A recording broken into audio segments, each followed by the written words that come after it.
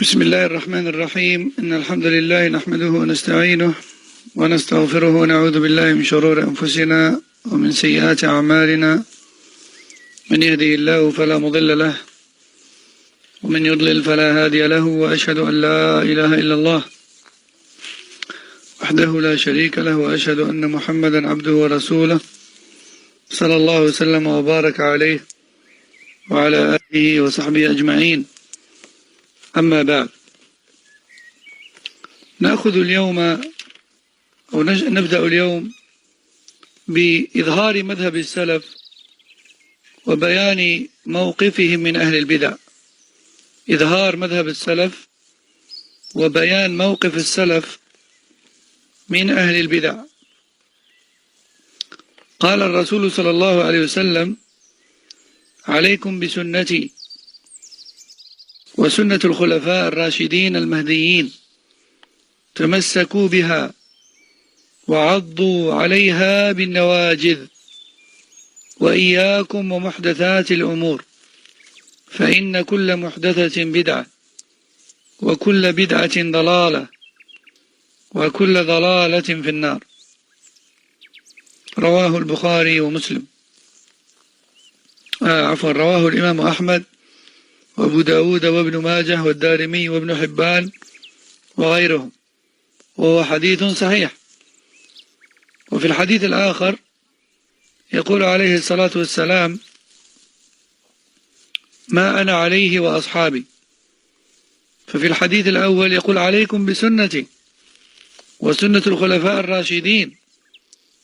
هذا مذهب السلف. عليكم بسنتي يعني طريقتي وطريقة الصحابة من بعدي، هذا هو المذهب، مذهب السلف. تمسكوا بها وعضوا عليها بالنواجذ، يعني تمسكوا بطريقتي وطريقة أصحابي وعضوا عليها بالنواجذ. فهذا أمر باتباع مذهب السلف وإظهاره. ثم قال: وإياكم ومحدثات الأمور، فإن كل محدثة بدعة وكل بدعة ضلالة. وهذا تحذير من البدع وأهلها، من البدع وأهلها. وأيضا لما وصف صلى الله عليه وسلم الفرقة الناجية وقيل له: من هي؟ قال: ما أنا عليه وأصحابي. وأيضا يقول عبد الله بن مسعود رضي الله عنه: من كان مستنا فليستن بمن قد مات، أولئك أصحاب محمد صلى الله عليه وسلم، كانوا خير هذه الأمة وأبرها قلوبا وأعمقها علما وأقلها تكلفا، قوم اختارهم الله لصحبة نبيه صلى الله عليه وسلم ونقل دينه، فتشبهوا بأخلاقهم وطرائقهم، فهم كانوا على الهدى المستقيم. وهكذا ما زال أئمة السنة وعلماؤها جيلا بعد جيل يدعون إلى اتباع السلف الصالح والاقتداء بهم وسلوك طريقهم. وما برح أهل السنة يستدلون على دينهم وعقائدهم بما جاء في القرآن وما صح من الأحاديث، فإن لم يجدوا فيهما فبما ثبت عن السلف الصالحين من الصحابة والتابعين وأتباع التابعين، المعروف عنهم الإمامة في السنة، المعروف عنهم الإمامة في السنة. Le prophète sallallahu alayhi wa sallam nous a dit: ceux qui vivront parmi vous verront dans le futur beaucoup de divergences au sein de ma communauté. Suivez donc ma manière de faire en religion et celle de mes compagnons successeurs. Suivez donc ma manière de faire en religion qui est également celle de mes compagnons successeurs. Accrochez-vous à cette manière de faire avec les molaires. Donc on voit clairement dans ce hadith que le prophète sallam nous invite à madhab al-salaf, à la voie des premiers. Et il nous ordonne le suivi de cette voie qui est celle des premiers. Ensuite il dit, et prenez garde aux innovations religieuses, car en effet toute innovation religieuse est égarement. Et là il nous met en garde contre les innovations religieuses, pas les innovations tout court, les innovations religieuses, que ce soit des croyances que les gens colportent par tradition ou autre, n'existant pas dans le Coran et le Hadith authentique, ou que ce soit des pratiques qui ne sont pas non plus ni dans le Coran ni dans le Hadith authentique. Parfois, certains gens de bid'a se moquent de salafiyin.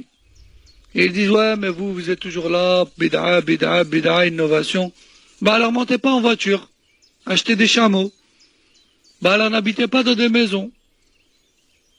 Habitez dans des maisons de terre ou bien dans des tonnelles. Et ça, en vérité, c'est de la moquerie de la sunna du prophète sallallahu alayhi wa sallam. Ce qui est voulu par là, c'est Man ahdatha fi amrina hadha.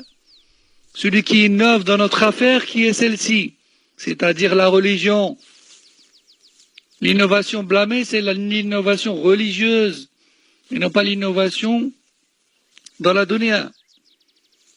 Donc je reviens, et je dis que le prophète sallallahu alayhi wa sallam a également dit, lorsqu'il a décrit le groupe sauvé, il a dit, ce sont ceux qui suivent en tout lieu et en toute époque ce sur quoi je suis moi et mes compagnons. Donc il nous a ordonné de suivre la voie des premiers, qui est la sienne et celle de ses compagnons. Radiallahu anhum. Son compagnon et scribe, Abdullah ibn Mas'ud, qu'Allah l'agrée, a dit, celui parmi vous qui veut suivre et prendre en exemple quelqu'un, qu'il prenne donc en exemple les compagnons qui sont morts. En effet, c'étaient les compagnons de Mohammed sallallahu alayhi wa sallam, les meilleurs de cette communauté, les plus vertueux, les plus savants, ceux qui se donnaient le moins de mal en religion. Plutôt, il se suffisait de suivre les enseignements. Ce sont des personnes qu'Allah a choisies pour accompagner son messager sallallahu alayhi wa sallam et pour transmettre sa religion à travers les époques.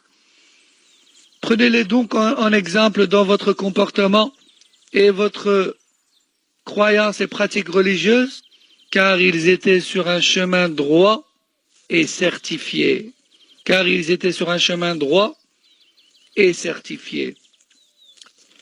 Et de ce fait, les imams de la sunna n'ont cessé à travers les époques d'inviter l'humanité à la voie des salafs, à la voie des salafs. Et ils n'ont cessé de puiser leurs croyances dans le livre d'Allah et la sunna authentique du messager d'Allah, sallallahu alayhi wa sallam. Et dès lors où ils ne trouvaient pas réponse à une question de l'ordre de la croyance dans le Coran et la parole du prophète sallallahu alayhi wa sallam, alors ils se tournaient vers les paroles des pieux prédécesseurs, et pas n'importe lesquels d'entre eux par rapport à l'aqida. Par rapport à l'aqida, c'est principalement, je dirais même exclusivement, as-sahaba, at-tabi'in et atba' at-tabi'in. L'aqida en islam, elle se puise dans le Coran ou la Sunna et dans ce sur quoi étaient sahaba, at-tabi'in et atba' at-tabi'in parmi les conclusions et les enseignements qu'ils en ont tirés. On ne prend pas l'aqida de autre que eux. On ne prend pas l'aqida de autre que le Coran ou la Sunna et que de sahaba ou tabi'in ou atba' at-tabi'in. قال الإمام ابن كثير رحمه الله في تفسير قول الله تعالى ثم استوى على العرش قال فللناس في هذا مقالات كثيرة جدا ليس هذا موضع بسطها وإنما يسلك في هذا المقام مذهب السلف الصالح كالإمام مالك والأوزاعي والثوري والليث بن سعد والشافعي وأحمد بن حنبل وإسحاق بن راهويه إلى آخره. إذن فالإمام ابن كثير السلفي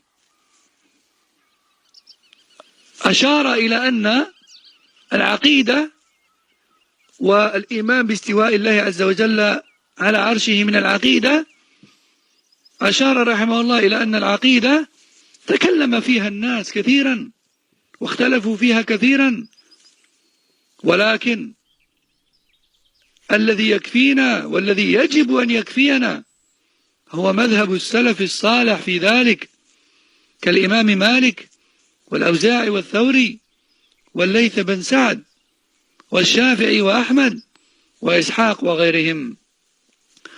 وقال الإمام ابن أبي العز الحنفي رحمه الله شارح الطحاوية قال وقد أحببت أن أشرح الطحاوية العقيدة الطحاوية سالكا طريق السلف في إباراتها وأنسج على منوالهم متطفلا عليهم لعلي أنضم في سلكهم وأدخل في إدادهم.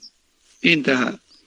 وقال الإمام الذهبي رحمه الله في مقدمة كتابه القيم العلو للعلي الغفار قال فإن أحببت يا عبد الله الإنصاف فقف مع نصوص القرآن والسنن ثم انظر ما قاله الصحابة والتابعون وأئمة التفسير في هذه الآيات وما حكوه من مذاهب السلف، يعني من أقوال السلف، فإما أن تنطق بعلم وهو علم السلف وإما أن تسكت بحلم.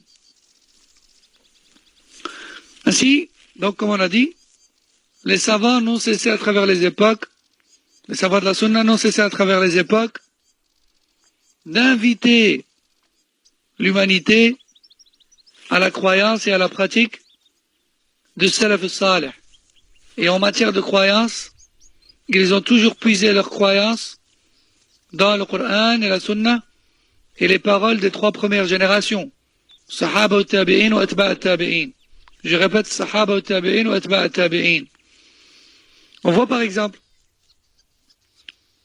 l'imam Ibn Kathir, rahimahullah, lorsqu'il explique la parole d'Allah tabarak wa ta'ala qui contient un point très important dans la croyance, Thumma stawa ala al-arsh, Surat al-A'raf, les appartements me semble-t-il, verset 54, qui a pour sens Allah s'est élevé au-dessus du trône.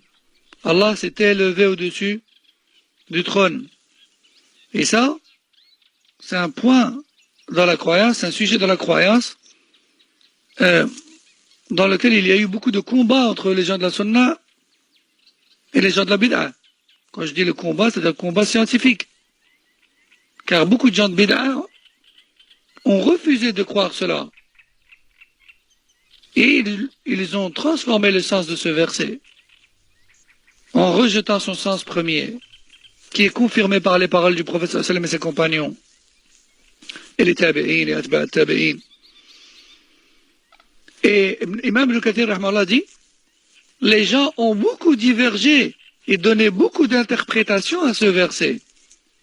Mais l'interprétation qui nous intéresse est celle des pieux prédécesseurs, tels que l'imam Malik, والأوزاعي والثوري والليث بن سعد والشافعي وأحمد بن حنبل وإسحاق بن راهويه, etc. Fin de citation. Donc l'imam Ibn Kathir rahimahullah, dans ce passage de son tafsir, c'est comme s'il est en train de dire attention, la communauté divergent beaucoup dans la croyance et la foi islamique. Mais ne faites pas attention à tous les avis, toutes les opinions. Intéressez-vous seulement à l'interprétation et à la croyance des premiers. C'est tout ce qui compte. Et l'imam Ibn Abil Izz al-Hanafi rahimahullah qui a expliqué l'Aqida al-Tahawiyya de l'imam al-Tahawi, lorsqu'il a expliqué ce livre, il a dit: mon but était d'expliquer ce livre en utilisant les termes exacts des salafs. Mon but dans l'explication de ce livre, c'est d'utiliser les termes exacts et les explications exactes et l'interprétation exacte de salaf. Rahimahumullah. Je me suffis donc de suivre leur voix, de répéter leurs paroles, tel un enfant devant eux, tel un enfant qui répète les paroles des adultes, tel un enfant devant salaf, afin, ou plutôt dans l'espoir, d'être compté parmi eux, dans l'espoir d'être compté auprès d'Allah parmi eux. Fin de citation. L'imam al-Dhahabi rahimahullah, dans son livre Al-Ulu lil-Ali al-Ghaffar, donc c'est un livre dans lequel il a défendu la vérité qui est que Allah tabaraka wa ta'ala est élevé au-dessus du trône, au-dessus des cieux, et n'est pas incarné dans sa création tabaraka wa ta'ala, qui est la croyance de certains gens de bid'ah. Dans ce livre, il dit: serviteur d'Allah, si tu veux être juste, alors arrête-toi là où les textes du Coran et de la Sunna s'arrêtent. Puis, cherche après l'interprétation de Sahaba et des Tabi'in et des imams du tafsir sur ces textes. Et répète seulement ce que les salafs ont répété. Et abstiens-toi face à ceux sur quoi ils se sont abstenus. Ainsi, si tu parles, parle avec science. Ou sinon, tais-toi avec sagesse. Parle avec science, ou tais-toi avec sagesse. Fin de citation de l'imam al-Dhahabi, rahimahullah ta'ala. ثم نأتي الآن إلى فصل آخر وهو منهج السلف في العقيدة، وهذا موضوع مهم جدا جدا. منهج السلف في العقيدة وهو موضوع مهم جدا جدا. Passons à un autre sujet maintenant, qui est les sources, qui sont les sources et la manière de laquelle puisent les salafs, de laquelle puisent les gens de la sunna leur croyance. Yani les gens de la sunna, comment est-ce qu'ils puisent leur croyance? D'où est-ce qu'ils apportent leur croyance? Comment déduisent-ils leur croyance? Et qu'est-ce qui est considérable et qu'est-ce qui ne l'est pas pour eux dans le domaine de la croyance? فيتلخص منهج السلف في العقيدة فيما يلي: أولا، حصرهم مصدر التلقي في باب الاعتقاد. حصرهم مصدر التلقي في باب الاعتقاد على كتاب الله وسنة رسوله صلى الله عليه وسلم، وفهمهم للنصوص على ضوء فهم السلف الصالح. لا يأخذون العقيدة إلا من كتاب الله وسنة رسوله صلى الله عليه وسلم بفهم الصحابة والتابعين وأتباع التابعين.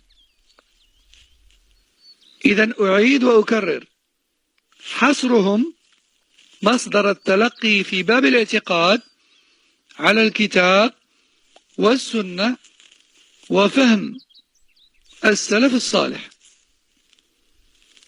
En résumé, les salafs puisaient leur croyance avec la méthode suivante. Numéro 1, ils restreignent les sources de la croyance islamique au contenu du Coran et des hadiths authentiques du prophète sallallahu alayhi wa sallam, et ce, selon la compréhension des 3 premières générations, Sahaba, Tabi'in ou Atba' Tabi'in. Je répète, ils restreignent leur source de la aqida au Coran et à la sunna authentique du prophète sallallahu alayhi wa sallam, et ce, selon la compréhension et l'interprétation de Sahaba, wa Tabi'in, wa Atba' Tabi'in.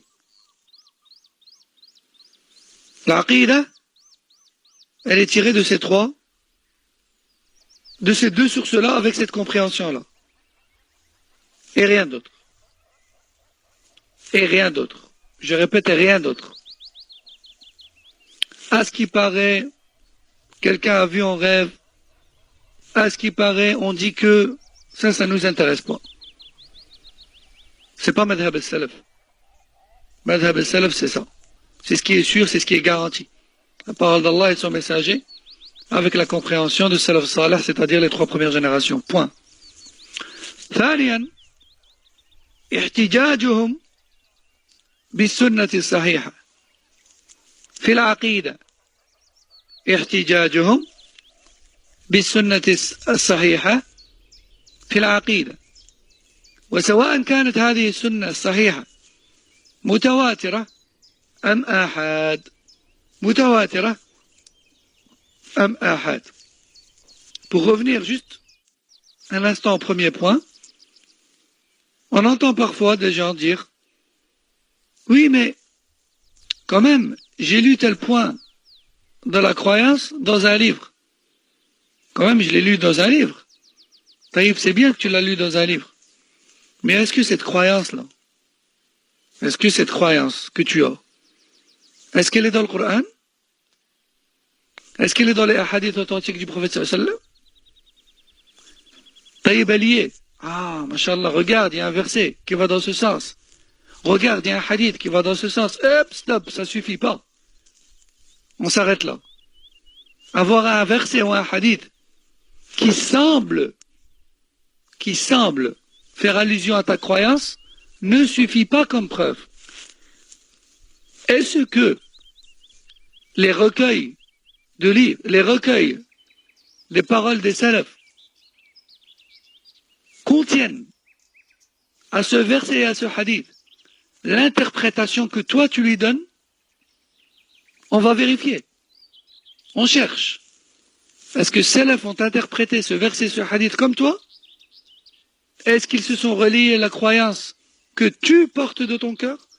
Si oui, alors alhamdulillah, tout va bien. Si pas, tu te dois de te repentir. Car tu viens de déduire une croyance qui n'est pas la leur. Non. Deuxièmement, soyez attentifs. Les gens de la sunna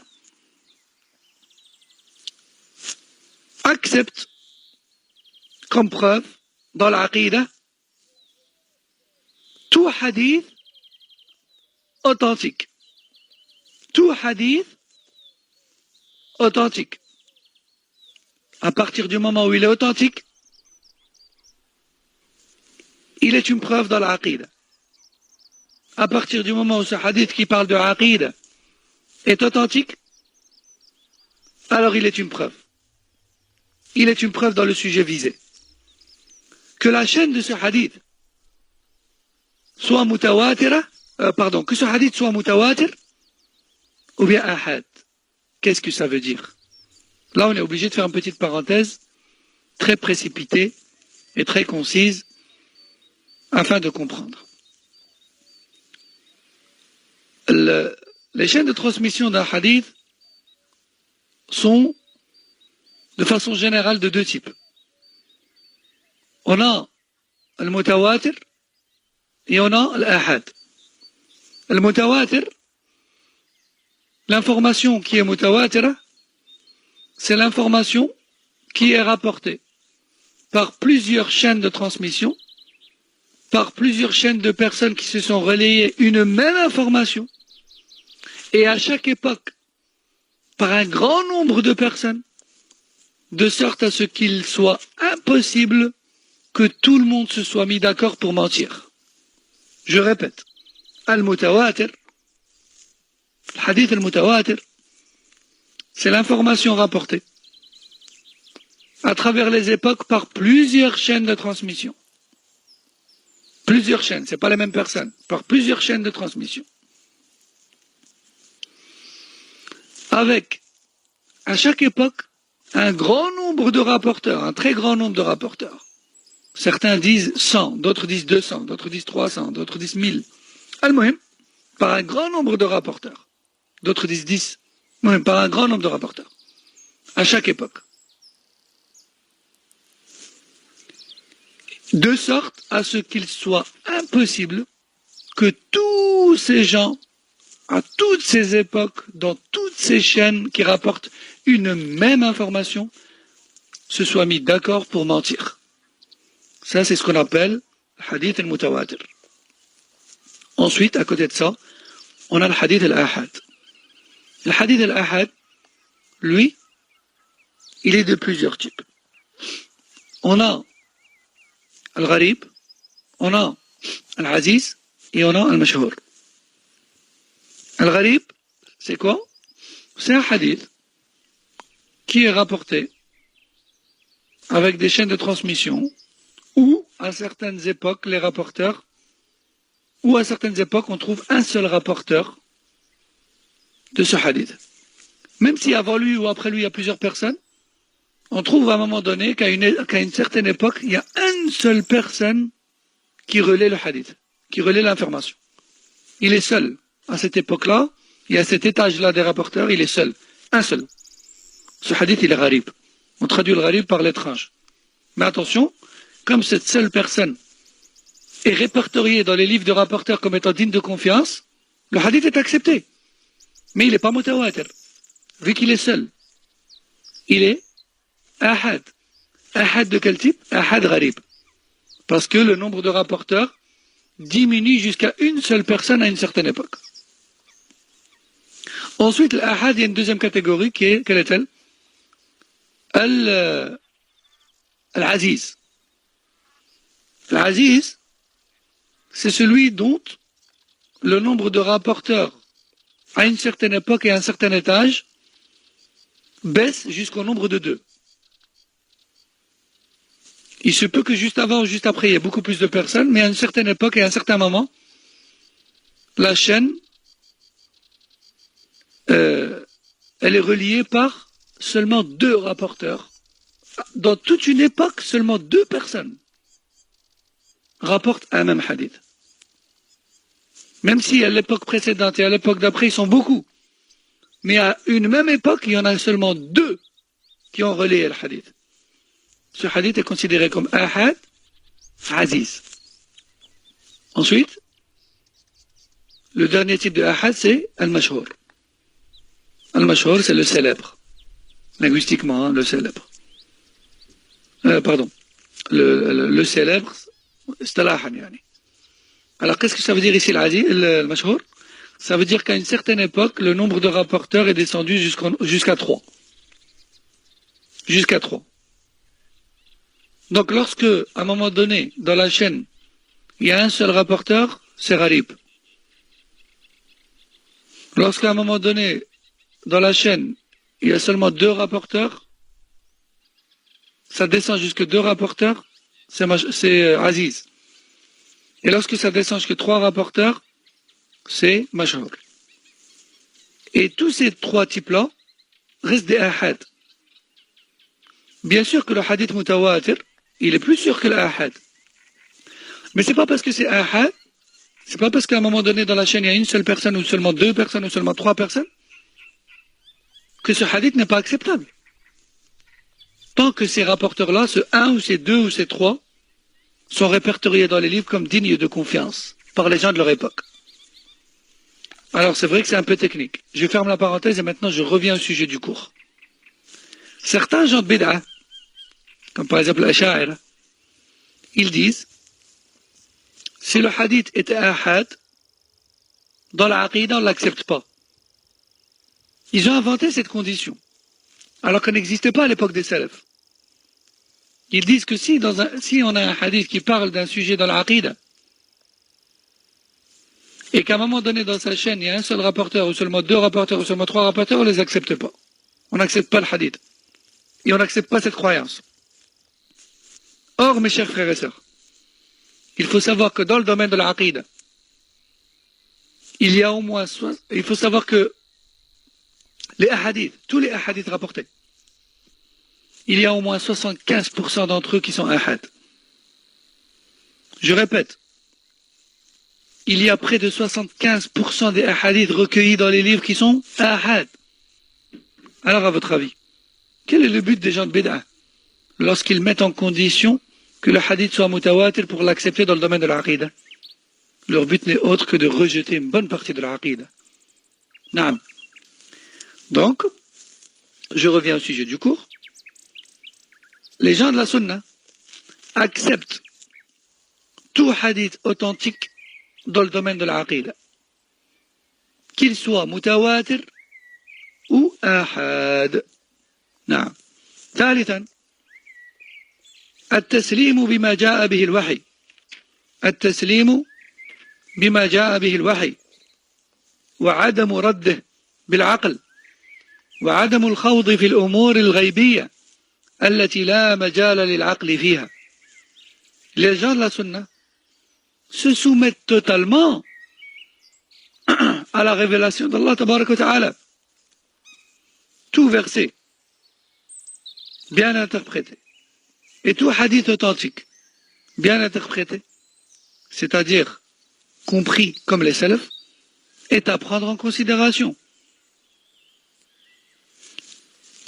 Les gens de la sunna ne rejettent pas les textes avec leur raison et leur opinion personnelle.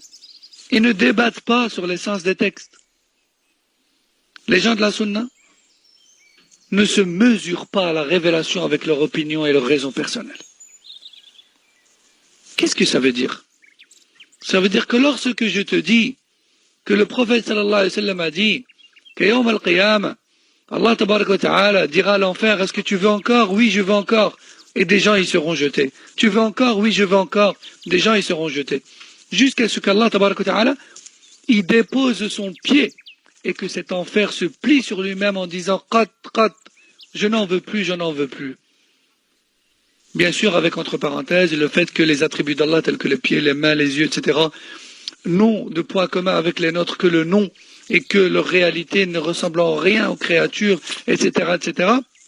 Al-Muhim, quand je te cite un tel hadith authentique, tu ne dois pas me dire, ouais, mais j'arrive pas à concevoir ça, mais j'arrive pas à imaginer ça, mais ça me rentre pas dans la tête, mais comment est-ce possible, mais comment ceci, mais comment cela? Non, tu l'acceptes. Le hadith est authentique. C'est ton messager qui te l'a dit. Point, ça s'arrête là. C'est ça que ça veut dire. Les gens de la sunna acceptent tout ce qui vient d'Allah tabarak wa ta'ala et s'y soumettent. Et ne font aucune objection au texte authentique avec leur raison et leur opinion personnelle. رابعا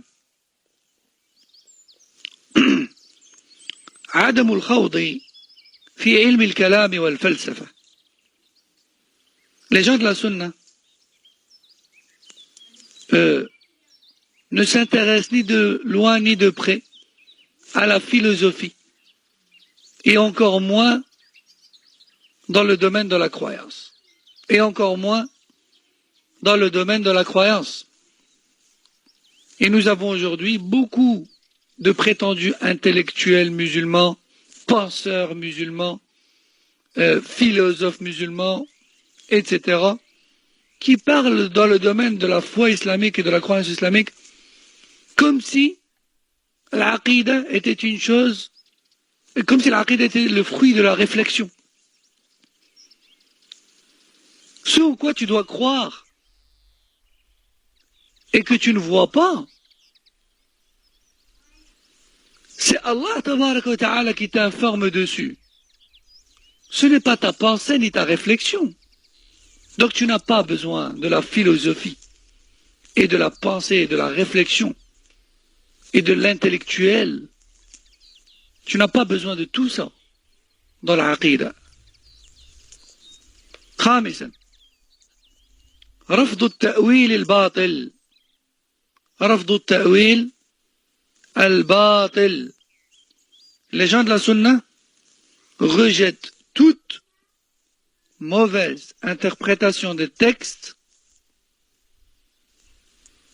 Les gens de la sunna rejettent toute interprétation au texte autre que celle des trois générations sahaba, tabi'in ou atba' tabi'in. Je répète, les gens de la sunna rejettent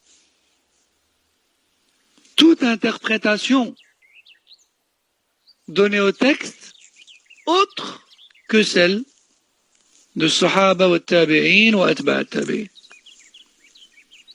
Tu ne peux pas dire, oui, mais moi je crois en cela, parce que regarde tel verset. Et quand même, il y a un savant ou un docteur en l'an 1440 qui a dit que ça veut dire qu'on doit croire ceci, cela. Qui avant lui a dit ça? Qui l'a précédé dans cette interprétation dans la aqida? Qui? Personne. Ceci est une voie vers le péril. La aqida et la compréhension des textes de la aqida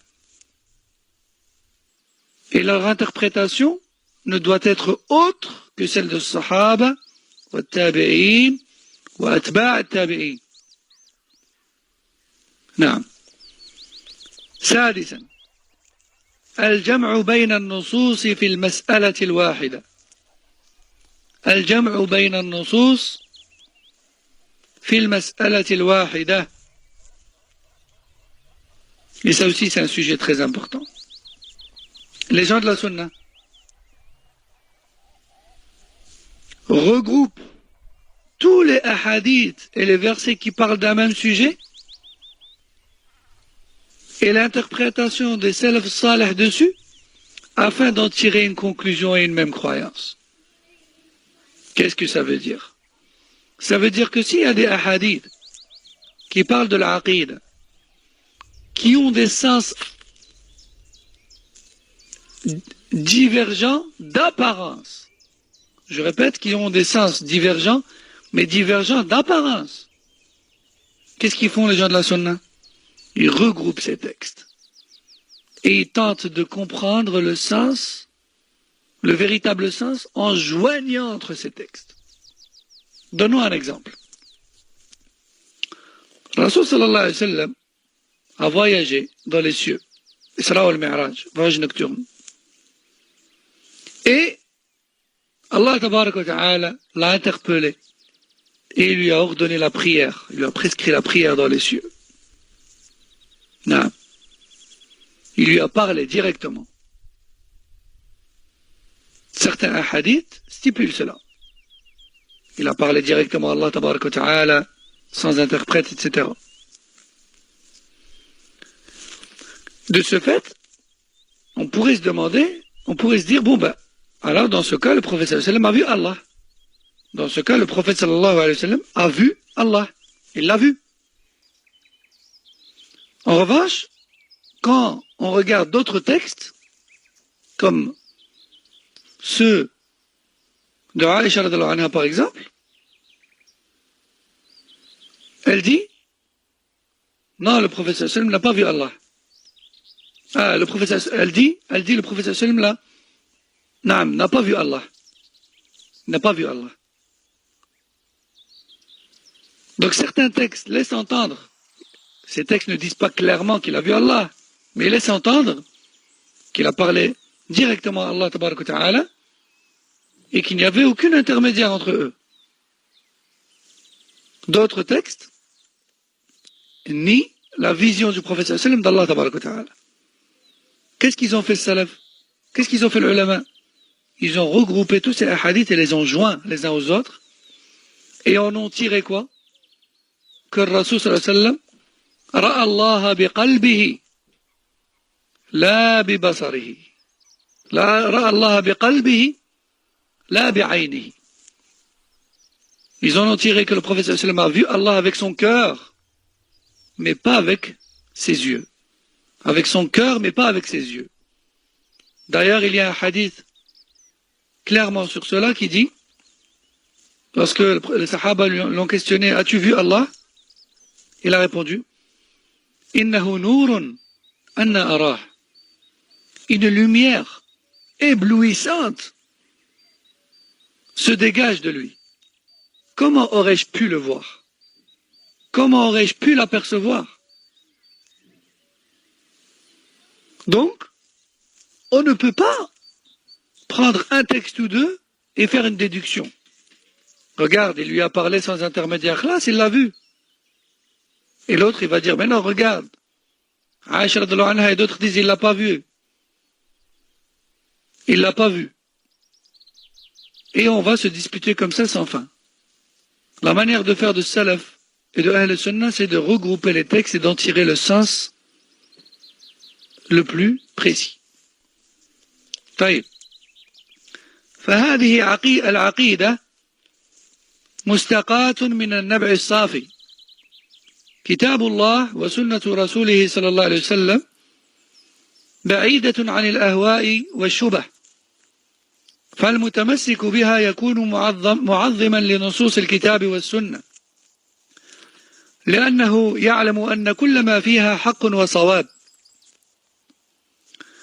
Donc, c'est comme ça que les gens de la Sunna tirent leur croyance, puisent leur croyance. Ils la puisent du Coran et de la Sunna, avec la compréhension et l'unanimité des Sahaba, des Tabi'in et Atba' Tabi'in.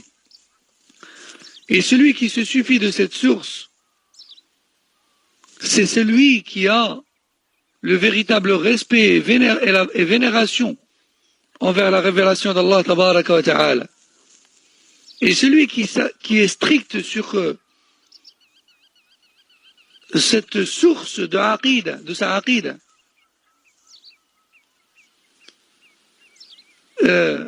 celui qui fait, celui qui procède de cette manière-là pour puiser sa aqida, c'est celui qui respecte véritablement la révélation d'Allah Tabaraka wa Ta'ala.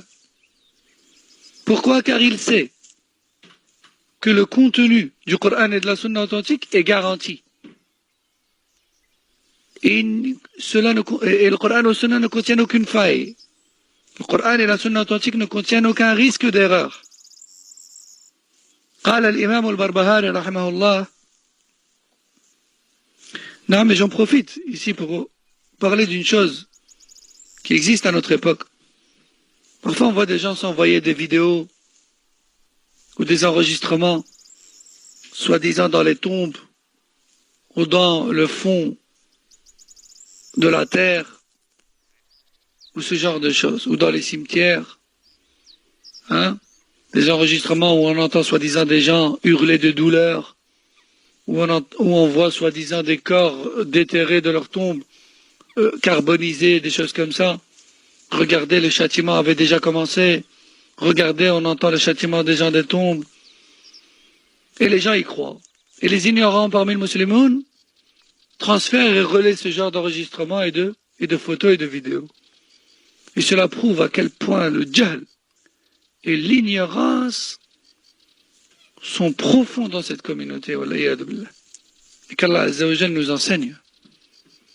Ces choses-là font partie du monde de l'invisible. Ne font pas partie de dunya. Et Allah Tabaraka wa Ta'ala a mis entre nous et l'akhirah un voile. Comment est-ce possible que les êtres humains percent ce voile et parviennent à voir et entendre ce qu'Allah a décidé de cacher aux créatures vivantes sur terre? Rasul sallallahu alayhi wa sallam dit, si je ne craignais pas votre perte de conscience, j'aurais demandé à Allah Tabaraka wa Ta'ala d'enlever le voile qu'il y a entre vous et l'invisible. Comment est-ce que ces gens, et en plus de ça des koufars, prétendent entendre les gens de l'enfer en envoyant une sonde dans les profondeurs de la terre, ou une caméra, ou un micro dans les tombes, et ce genre de choses qui prouvent malheureusement le médiocre niveau de ilm de certains membres de notre communauté. Les youtubeurs également, des youtubeurs malheureusement musulmans, qui font ce genre de vidéos, prétendant ainsi qu'on a entendu des choses ou vu des choses parmi les châtiments ou les délices des tombes. Soyez vigilants et prudents et ne relayez pas tout ce que vous recevez. Et ne regardez pas bêtement et naïvement tout ce que vous voyez défiler devant vous.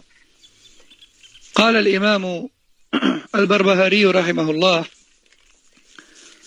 واعلم رحمك الله أن الدين إنما جاء من قبل الله تبارك وتعالى لم يوضع على عقول الرجال وآرائهم وعلمه عند الله وعند رسوله صلى الله عليه وسلم فلا تتبع شيئا بهواك فتمرق من الدين فتخرج من الإسلام فإنه لا حجة لك فقد بين رسول الله صلى الله عليه وسلم لأمته السنة وأوضحها لأصحابه وهم الجماعة وهم السواد الأعظم والسواد الأعظم الحق وأهله.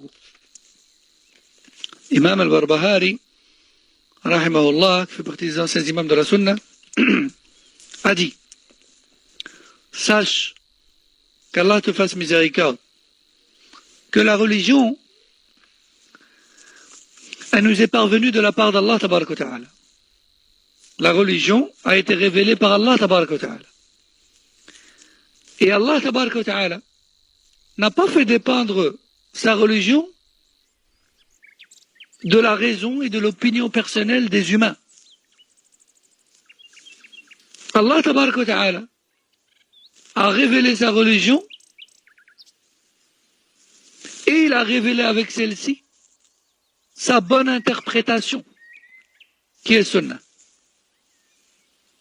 Donc tu n'as pas besoin de faire un effort de réflexion pour déduire la croyance et la conviction. Tout est déjà fait et tout est déjà déduit et donné. Ne suis donc aucunement tes passions et tes penchants et tes opinions personnelles en religion, de peur de sortir de l'islam par une mécréance. Car aujourd'hui que le Coran et la Sunna sont présents et accessibles sur terre, tu n'auras aucun argument en ta faveur auprès d'Allah. En effet, le prophète sallallahu a expliqué et démontré de la manière la plus claire sa croyance et sa pratique à ses compagnons qui, eux, ont transmis cela aux générations suivantes. Et les gens qui suivent cette voie du prophète sallallahu à la trace sont considérés comme étant le noyau de vérité. Le noyau de vérité. ونأتي الآن إلى مميزات المنهج السلفي. مميزات المنهج السلفي. Voyons maintenant quelques points, ou les principaux aspects, on va dire, les principaux aspects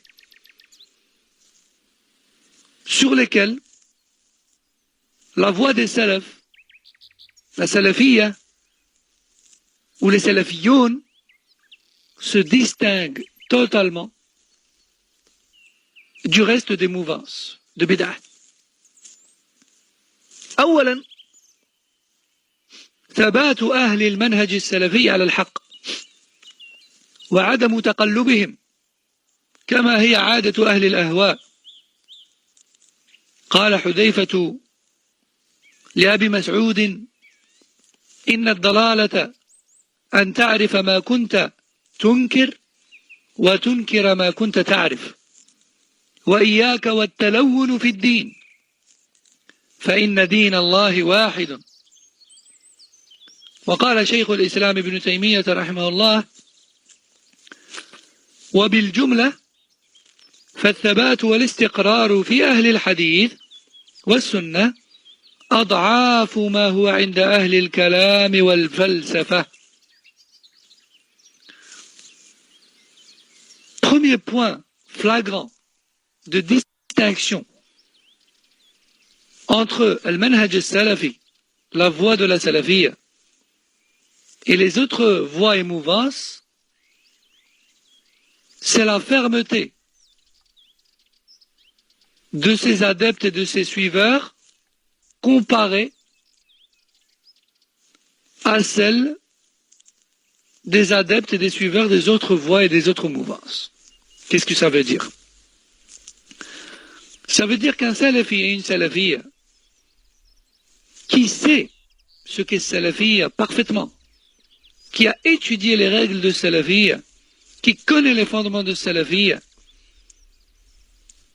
un musulman et une musulmane dont le manhaj repose sur des bases solides, plus que sûres, de sorte à n'avoir aucun doute sur cela, peu importe le nombre d'années qu'il vit, peu importe le lieu où il se trouvera, peu importe les circonstances qu'il vivra, peu importe les épreuves et les problèmes qu'il traversera, il ne changera pas de manhaj, il ne changera pas de croyance, il ne changera pas de position, il ne changera pas de vision, il ne changera pas d'opinion, il ne changera pas de conviction. Contrairement aux suiveurs des groupes de bid'a et des passions. Car eux changent d'avis, changent d'opinion, changent de conviction, changent d'optique,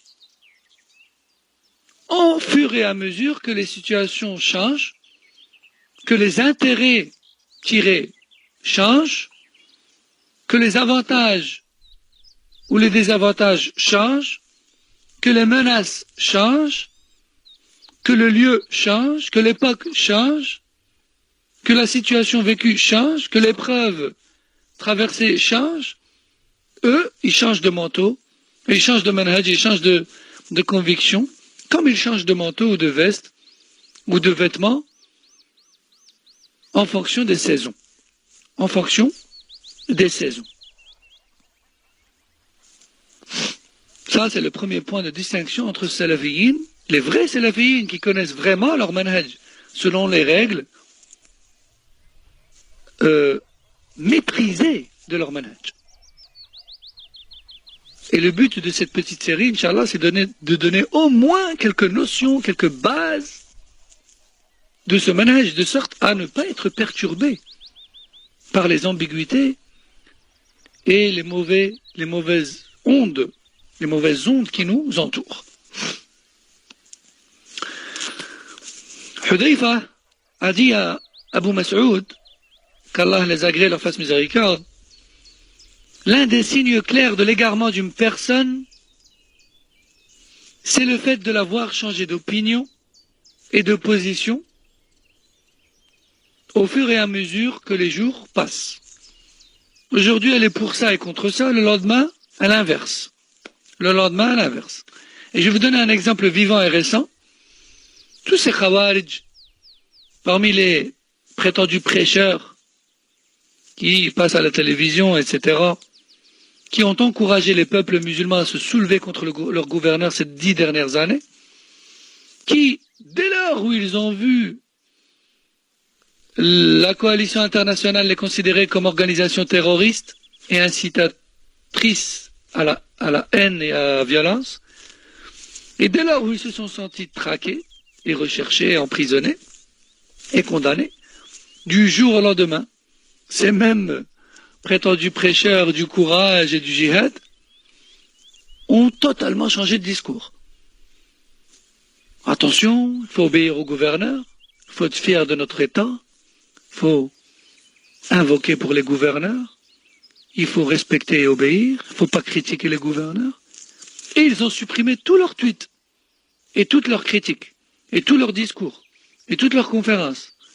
Mais c'est trop tard. Tout est recensé, et tout est archivé. Et ça, c'est un exemple parmi tant d'autres. Non. ثانيا نعم également Cheikh al-Islam Ibn Taymiyyah rahimahullah dit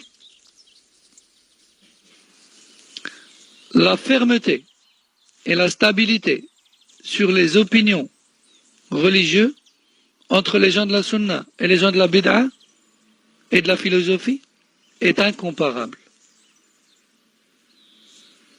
C'est-à-dire la comparaison entre la stabilité des gens de la sunna dans leurs convictions et les gens de la bid'a n'est pas faisable. En fait, on ne peut pas comparer. Parce que les gens de la sunna ne changent pas de conviction. C'est toujours la même. Attention, je répète, les gens de la sunna qui maîtrisent vraiment ce sur quoi ils sont. Pas, dès qu'on leur envoie 2 messages, 2 ambiguïtés, ils perdent les pédales et ils ne savent plus qu'est-ce qu'ils doivent croire ou pas croire en religion. Je parle d'un salafi ou d'une salafiyya qui connaît vraiment sa religion. ثانيا من مميزات المنهج السلفي اتفاق أهله على العقيدة وعدم اختلافهم مع اختلاف الزمان والمكان مع اختلاف الزمان والمكان. Deuxième point de distinction. Les gens de la sunna sont tous sur une même croyance. Peu importe leur époque et leur lieu. Subhanallah. Et ça, c'est une preuve flagrante de la véracité de ce manhaj. Salafiyoun, qu'ils soient en Chine, en Amérique, au Maghreb, en Inde, en Europe, en Australie, peu importe où ils sont, en Afrique, ils ont tous la même croyance. Ils ne divergent pas sur cette croyance. Et qu'ils soient en l'an 100, 200, 300, 400, 600, 800, 1000, 1100, 1200, 1300 ou 1440. Ils ont tous la même croyance. Tous. Contrairement aux gens de bid'a, qui eux, en fonction des humeurs de leurs gourous et de leurs leaders d'époque en époque, et des modifications qu'ils ont envie de faire, leurs croyances et leurs positions et leurs convictions changent. Parfois même, le pouvoir de ces groupes est disputé entre 2 leaders et se divise en 2, de sorte à créer 2 croyances qui ont la même base mais pas les mêmes terminaisons. Ajib. ثالثا وأنهم أعلم الناس بأحوال النبي صلى الله عليه وسلم وأفعاله وأقواله وأعظمهم تمييزا بين صحيح السنة وسقيمها لذلك فهم أشد الناس حبا للسنة وأحرصهم على اتباعها وأكثرهم موالاة لأهلها. Troisième point de distinction. Les salafiyoun, les gens de la sunna, sont censés être, les véritables salafiyoun sont les gens qui connaissent le mieux les actes et les paroles du prophète sallallahu alayhi wa sallam. On ne parle pas des gens qui prétendent sans ne rien avoir derrière. On parle des vrais gens de la sunna. Les vrais gens de la sunna, eux, connaissent parfaitement les paroles et les actes et la manière de faire du prophète sallallahu alayhi wa sallam et la ligne de conduite du prophète sallallahu alayhi wa sallam. Tout comme ils sont ceux qui distinguent le mieux entre l'authentique, entre ce qui est authentique et ce qui ne l'est pas, parmi les informations rapportées du prophète sallallahu alayhi wa sallam. Il est tout à fait naturel chez les salafines d'entendre authentique, faible, d'entendre authentifié par Fulan ou affaibli par Fulan. Le salafi et la salafiyya ne supportent pas de lire un hadith sans voir à la fin de celui-ci entre crochets par qui il a rapporté et par qui il l'a authentifié ou non, et quel numéro, et dans quelle source, pour que je puisse y retourner et vérifier. Et attention mes frères et sœurs, ne vous suffisez pas d'une source écrite pour relayer un hadith. Retournez à la source et vérifiez si elle est bien là. Combien de textes et de paroles de savants circulent sur WhatsApp et autres, et quand on retourne au livre, et quand on télécharge le livre, et qu'on va à la page concernée, on ne trouve pas ce texte. Faites très attention, soyez salafiyin comme il se doit. Ne relayez pas tout ce que vous recevez. رابعا اعتقادهم أن طريقة السلف الصالح هي الأسلم والأعلم والأحكم لا كما يدعيه أهل الكلام أن طريقة السلف أسلم وطريقة الخلف أعلم وأحكم. Quatrième point de distinction entre salafiyin et les gens de bid'ah. Écoutez bien. Les salafiyin considèrent que la croyance et la pratique des salafs, elle est plus sécurisée, elle est basée sur plus de science et plus de sagesse. Dit autrement, la voie des salafs, elle est plus sécurisée, elle est plus savante et elle est plus sage. Contrairement aux gens de bid'ah, comme les Ikhwan ou la Sha'ira et d'autres, qui disent que la voie des salafs, elle est plus sûre. Mais la voie des khalaf, elle est la voie des gens contemporains, des innovateurs, elle est tout de même plus savante et plus sage. Et cette parole, elle est très fréquente. Combien de gens, lorsqu'on leur envoie des paroles d'imam dans des sujets religieux face auxquels on se retrouve aujourd'hui, ils nous disent « Ouais, mais ça c'était à l'époque. Ils ont fait de leur mieux. Les Imam Malik, Ahmad, Shafi'i, c'est bien, ils ont fait de leur mieux. Mais aujourd'hui, eh bien, on a quand même découvert des choses, la science moderne, etc., qui nous prouvent que leur avis n'est pas bon. C'est mieux de faire autre chose. » Subhanallah. En religion, on ne peut pas faire autre chose que ce qui est dans les textes. Oui, la science moderne peut nous éclairer, soit sur une chose sur laquelle on n'a pas d'infos dans les textes, soit elle peut confirmer les textes. La science moderne peut confirmer les textes, ou elle peut tout simplement nous donner un élément de réponse qu'on n'a pas dans les textes. Ça oui. Mais de là à ce que la science moderne contredise les textes authentiques et soit favorisée aux textes authentiques, ça c'est hors de question. Tout d'abord, si une science moderne contredit un texte authentique parmi la révélation, c'est que c'est cette science moderne qui est fausse et non pas la parole d'Allah et de son messager. Et non. Non, mais donc on entend quoi? On entend souvent cette parole qui dit « Oui, la voix des salafs, elle est plus sûre. Oui, les opinions et la manière de faire des salafs, c'est plus sûr. Mais quand même, la manière moderne et la vision moderne, elle contient plus de science, plus de sagesse. » Et ceci est faux. Ce qui est correct, c'est de dire que la voix des salafs, elle est tout aussi sûre que savante, que sage.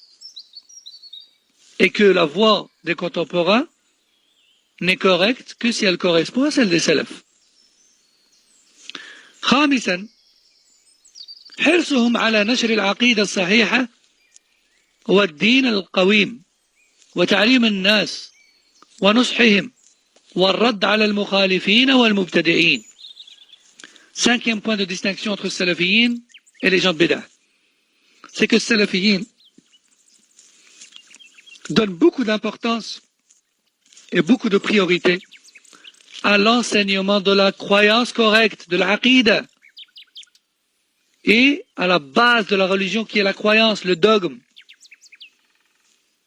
Les salafiyin, dès qu'ils ont l'occasion de conseiller quelqu'un ou d'enseigner à quelqu'un parmi l'entourage, ils commencent par le tawhid. Toujours. Quelqu'un qui dit non, le plus important c'est le comportement, non, le plus important c'est l'adab, non, le plus important c'est kada. Oui, c'est bien ces choses-là, c'est vrai, c'est important. Mais il n'y a pas plus important que l'aqida ou le tawhid. Si cette personne à qui tu fais de da'wah, elle meurt en ayant un bon comportement avec ses parents et son entourage, mais elle fait shirk à gogo, en quoi est-ce que son comportement va lui être utile auprès d'Allah tabaraka wa ta'ala? Rien. Donc, les gens de la sunna commencent par la aqidah et misent tout sur la aqidah, en premier lieu. Tandis que les gens de bid'a non. Les gens de bid'a sont dérangés par le sujet de la aqidah. Dès que tu leur parles de la aqidah, ils disent non, non, commence pas par la aqidah, parce que ça c'est un sujet qui divise. Subhanallah. Allah a nommé son livre Al-Furqan, le discernement, parce qu'il discerne entre le vrai et le faux. Et parmi les surnoms du prophète sallallahu alayhi wa sallam, Al-Mufarriq, le diviseur, celui qui a divisé entre la vérité et le faux, entre Tawhid et le Shirk, entre le Mu'minoun et le Kafiroun. Sixième et dernier point de distinction entre Ahl Sunnah et Ahl Bid'ah, وسطيتهم بين الفرق. يقول شيخ الإسلام ابن تيمية رحمه الله: أهل السنة في الإسلام كأهل الإسلام بين الملل. وقال أيضا: هم وسط في باب أسماء الله بين أهل التعطيل الجهمية وأهل التمثيل المشبهة، وهم وسط في باب أفعال الله بين القدرية والجبرية، وفي باب الوعيد بين المرجئة والوعيدية من القدرية وغيرهم، وفي باب أسماء الإيمان والدين بين الحرورية والمعتزلة وبين المرجئة والجهمية، وفي أصحاب النبي صلى الله عليه وسلم بين الروافض والخوارج. انتهى. Dernier point de distinction pour aujourd'hui entre les gens de la sunna salafiyoun et les gens de la bid'ah, c'est leur juste milieu dans tous les sujets et tous les domaines. Leur juste milieu dans tous les sujets et tous les domaines. Cheikh al-Islam ibn Taymiyyah rahimahullah nous dit: les gens de la sunna, dans la communauté de l'islam, elle représente le juste milieu. Comme l'islam, au milieu des autres religions, représente le juste milieu. Les gens de la sunna représentent le juste milieu parmi le reste des groupes de l'islam, des groupes des musulmans, de la même manière que l'islam, lui, représente le juste milieu par rapport aux autres religions. Par rapport aux autres religions. Il a également dit, rahimahullah, et c'est le mot de la fin, les gens de la sunna sont dans le juste milieu par rapport à toutes les autres mouvances. Exemple, concernant les noms et attributs d'Allah. Ils croient en tout nom et attribut d'Allah se trouvant dans le Coran et la Sunna et l'affirment sans le rejeter comme Al-Jahmiya, ni je vais essayer de formuler de façon plus claire. Les gens de la Sunna acceptent et reconnaissent et croient au nom et attributs d'Allah tabaraka wa ta'ala rapportés dans le Coran et la Sunna sans aller dans leur affirmation, à l'exagération, jusqu'à le faire ressembler aux créatures comme Al-Mushabbiha, ni aller dans leur rejet et leur négation de cela, jusqu'à l'extrême, au point de rejeter les noms et attributs dès la base, comme Al-Jahmiya. Al-Jahmiya, eux, ils rejettent tous les noms et attributs. Et Al-Mushabbiha, eux, ils les affirment jusqu'à faire ressembler Allah aux créatures. Les gens de la Sunna, eux, ils reconnaissent les noms et attributs d'Allah sans les rejeter, ni les faire ressembler aux créatures. Ils disent, nous y croyons, et ce à quoi ils ressemblent, Allahu A'lam. Ils sont également dans le juste milieu concernant le destin. Concernant le destin. Ils sont dans le juste milieu entre le Qadariya qui, eux, ne croient pas au destin, et entre Al-Jabriya qui, eux, croient au destin au point d'exagérer et de dire que l'être humain n'a pas le choix, même lorsqu'il commet des péchés. C'était son destin, et il n'avait pas d'autre choix, il y était forcé. Les gens de la Sunna, eux, disent non.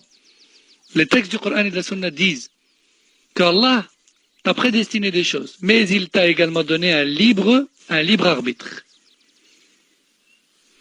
Les gens de la Sunna sont également dans le juste milieu entre Al-Murji'a, qui eux disent fais les péchés que tu veux, tant que tu crois à l'existence d'Allah, t'es croyant. Et entre Al-Wa'idiyya, qui eux disent dès que tu commets un grand péché, t'es kafir, et tu vas droit en enfer pour l'éternité. Etc. parmi les exemples qu'on peut donner. En fait, à chaque fois, les groupes de bid'a sont dans un extrême ou dans un autre. Et les gens de la sunna sont toujours au milieu. Les gens de la sunna sont toujours au milieu. Et on va s'arrêter ici pour aujourd'hui, Inch'Allah. Et je vous donne rendez-vous, bi'idhnillah, demain, 19h30, Inch'Allah, pour entamer un chapitre très, très, très important que aucun salafi et que aucune salafiyya ne peut ignorer en tant que tel. Et ce sujet, ce sera بعض القواعد في المنهج السلفي. بعض القواعد في المنهج السلفي. Quelques règles de base essentielles, élémentaires, dans la voie des pieux prédécesseurs. J'invite tous salafis et toutes salafiyya à écouter, Inch'Allah, ce cours de demain, car il est plus qu'important, et car beaucoup de fitan qu'on voit autour de nous aujourd'hui